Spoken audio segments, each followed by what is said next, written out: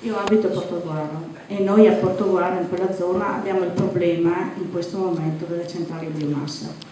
Allora mi sembra a novembre, no? Ecco. Allora mi sembra che forse se ci fosse stato un passaggio nel filmato, so che non tutto è possibile mettere dentro, ma siccome le persone, io per prima, sono molto ignoranti e distratte e non vengono nemmeno messe nelle condizioni di avere conoscenza, perché devi andare a cercare le notizie corrette, no? Quando si parla di inceneritori, quando si parla di centrali a combustione di biomassa, ti dicono tutti no, guarda, gli inceneritori fanno male, ma le centrali a biomassa no.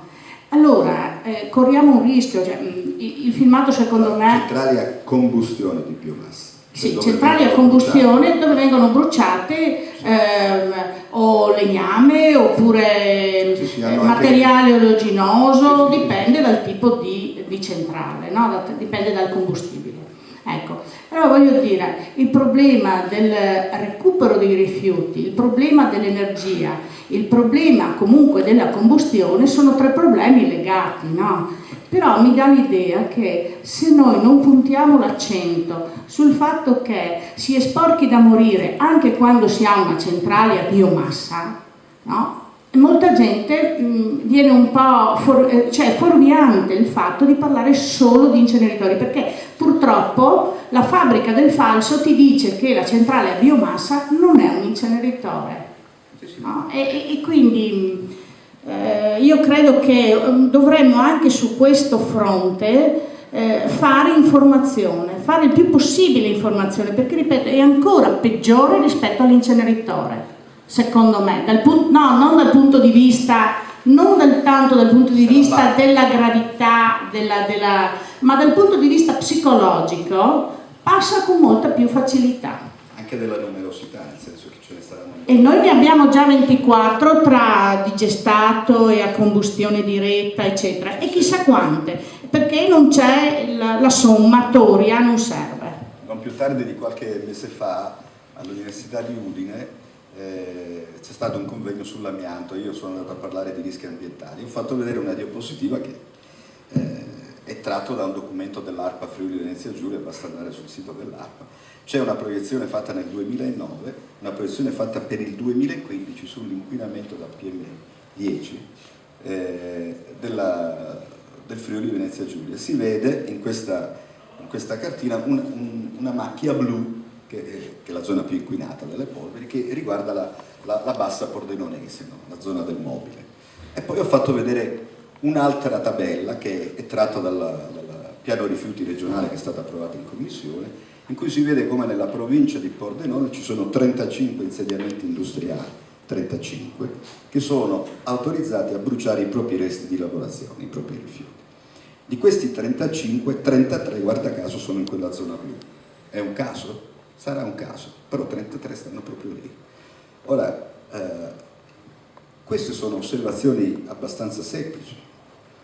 Ho preso una tabella di un documento ufficiale della regione, ho preso una mappa di un documento ufficiale della regione, le ho confrontate e ho scoperto che 33 di quei 35 insediamenti industriali sono proprio nella zona che la stessa regione considera altissimo tasso di inquinamento atmosferico da materiale particolare.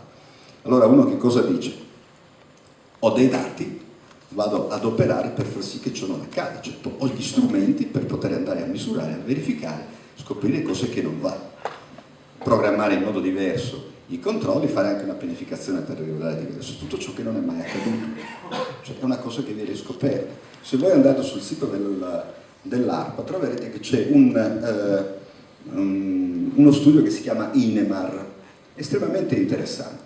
Lo studio INEMAR non fa altro che verificare, calcolare uno studio matematico che calcola le emissioni in ambiente di tutti questi inquinanti di cui si è parlato adesso. Lo hanno inventato in Lombardia, è stato esportato nelle altre regioni, nel Friuli Venezia Giulia l'ho fatto proprio.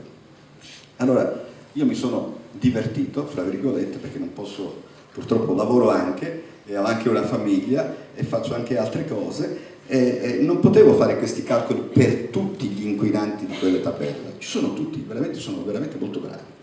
Naturalmente sono dei calcoli matematici e anche e soprattutto sul dichiarato dell'emissione da parte di quelle industrie. Ora, ho preso 2005 e l'ho confrontata con quella che è stata pubblicata qualche mese fa, che è riferita al 2007. E io ho scoperto, facendo un calcolo con la calcolatrice del computer, che in Friuli Venezia Giulia abbiamo dimezzato, secondo questo studio matematico, le emissioni di diossina in ambiente.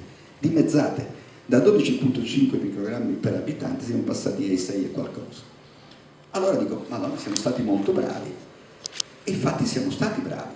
Però siccome sono come San Tommaso, io sono andato ad aprire il file e mi sono andato a leggere tutti i comuni del Friuli Venezia Giulia, perché sono citati comune per comune. E ho scoperto che questo dimezzamento era legato a un tracollo di emissioni. Cioè, cosa vuol dire? Che se voi uscite a Osoppo dall'autostrada avete una piccola fabbrica lì di fronte con qualche camino. Questa fabbrica probabilmente, questo comune che si chiama Osoppo, nel 2005 veniva dichiarata un'emissione di 3.000, ripeto, 3.000 milligrammi di diossina, 3.000. Nel 2007 mi pare che siamo arrivati a 4, da 3.000 a 4. O sono bravissimi, sono stati in quella fabbrica, praticamente hanno spento tutto, non ha più funzionato, oppure chi ha trascritto questi dati, qualche interrogativo se lo doveva porre. Però non bastava dimezzare la quantità. E allora sono andato a leggermeli tutti e scopro che a Monfalcone c'è qualcosa che produce corrente elettrica, che i dati a memoria non me li ricordo, ma mi pare che Osoppo erano 4.500 e arrivavano a 4. E una centrale che produce energia elettrica a Monfalcone, che l'anno scorso è stata anche un po' inquisita per problemi di emissione di diossina, dichiarava nel 2005 a Monfalcone, c'era una emissione calcolata di 3.000 milligrammi di diossina e nel 2007 un milligrammo. Ora, questi sono dati ufficiali, non me li invento io, li trovate sul sito dell'ARPA. Ora, cosa significa questo? Che io, tecnico, preparo queste tabelle, dopodiché io le trasmetto a coloro che sono gli organi competenti che dovrebbero dire: ma com'è possibile che in 2 anni da 3.000 siamo passati a 1, da 4.500 siamo passati a 4? Andiamo a verificare che cosa è successo, perché se è successo è un grande successo, possiamo sbandierarlo sui giornali, sui telegiornali. Abbiamo dimezzato le emissioni in Friuli, ci stiamo quasi avvicinando al limite previsto per il 2005 e per tutta l'Italia, perché questi, ripeto, non sono controlli puntuali, non sono controlli che sono effettuati a cammino, sono calcoli matematici sulle emissioni dichiarate, su quello che si pensa siano le emissioni di quel tipo di industria. E invece ciò non è accaduto. Sono passati mesi da quella pubblicazione, il dato esiste e nessuno lo commenta. Il problema